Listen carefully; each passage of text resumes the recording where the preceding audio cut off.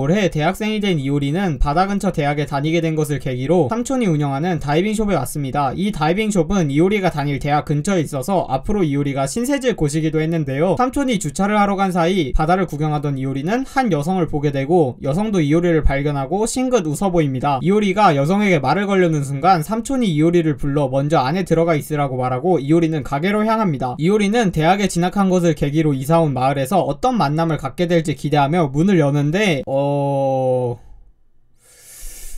끔찍한 광경에 문을 닫은 이효리는 심호흡을 하고 다시 한번 어떤 만남을 갖게 될지 기대하며 문을 엽니다. 하지만 여전히 발라의 남자들이 가위바위보를 하고 있었고 이효리는 절규하며 이런 건 내가 말한 새로운 생활이 아니라고 말합니다. 그 후 삼촌에게 어떻게 이렇게 아무렇지도 않게 있어요, 이상하잖아요 라고 말하자 삼촌이 자주들 그러더라, 나한테 이 에이프런은 어울리지 않는다고 라고 대답합니다. 이효리는 그런 걸 말하는 게 아니라고 말하고 삼촌이 옷 얘기가 아니었냐고 묻자 아니 옷 얘기는 맞는데 그런 문제가 아니라며 발라의 남자를 가리키자 삼촌은 항상 그런데? 라고 말하고 이효리는 집으로 돌아간다며 뛰쳐나갑니다. 그 모습을 본 삼촌은 향수병인가 보다 생각하던 중 발라의 두 남자가 저 사람은 누구냐고 묻고 삼촌은 이번에 대학에 들어간 자신의 조카라고 답합니다. 그러자 두 남자는 잠시 눈빛을 교환한 후 신입을 득템할 찬스라며 뛰쳐나갑니다. 한편 이효리는 왜 가게 안에 누드 집단이 있었는지를 생각하고 있었고 가게 안에서 옷을 갈아입고 있었던 거라면 벗고 있는 사람이 있을 수도 있다는 결론을 내리려던 찰나 옷을 벗고 뛰어오는 두 남자를 발견합니다. 그리고 가게 밖에서는 아웃이야 라고 말하며 도망치는데 알몸의 남자가 왜 도망치냐 묻고 이효리는 도망가는 게 당연하다며 자신들이 어떤 차림을 하고 있는지 알고는 있냐 묻지만 그딴 건 아무래도 좋아!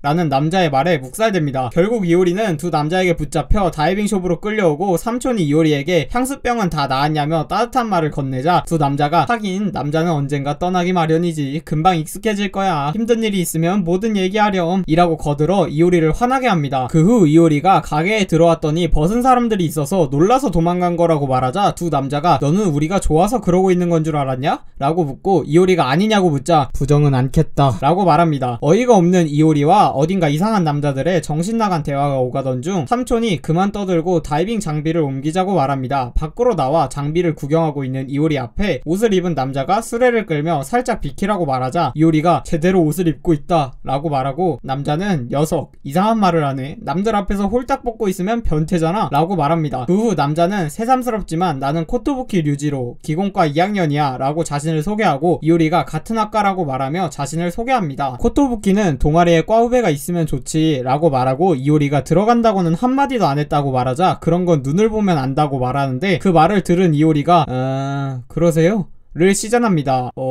잠시 후 코토부키가 스쿠버 다이빙에 관심 있냐 묻자 이효리는 없다고 답하고 해보고 싶지 않냐고 묻자 이효리는 아예 생각을 안 해본 건 아닌데 수영을 못한다고 답합니다. 그러자 코토부키가 웃으며 너는 국어가 약하구나 라고 말하고 이효리가 갑자기 뭐냐고 묻자 하고 싶냐 안 하고 싶냐를 물었는데 할 수 있다 할 수 없다로 대답하는 건 이상하다고 말합니다. 그리고 처음부터 할 수 있는 것만 선택하면 아무것도 시작할 수 없다고 말하며 중요한 건 내가 관심이 있느냐 라고 말합니다. 잠시 후 아까 보았던 여성과 다시 만나게 되고 여성이 이효리에게 인사하자 이효리가 만나서 반갑습니다 라고 말합니다. 그러자 여성이 자신을 잊은 거냐고 말하며 사촌의 얼굴을 잊다니 박정하네 라고 말합니다. 그 후 사촌인 나나카와 함께 뒷정리를 끝낸 후 가게로 들어서자 발라의 남자들이 술판을 벌이고 있었고 이효리의 환영이라며 술자리로 끌어들입니다. 하지만 이효리가 싫다며 거부하자 토키타가 술로 입을 막아버리고 코토부키가 너는 먹어보지도 않고 싫어하는 게 많다고 말합니다. 그리고는 세상에 불필요한 경험은 없다며 속는 셈 치고 한번 해보라고 하자 이효리는 선배들 같은 꼴은 절대로 안 한다고 단언합니다. 잠시 후 또 다른 사촌인 치사는 집에 도착해 시끌벅적한 집을 의아해하며 문을 엽니다. 그런데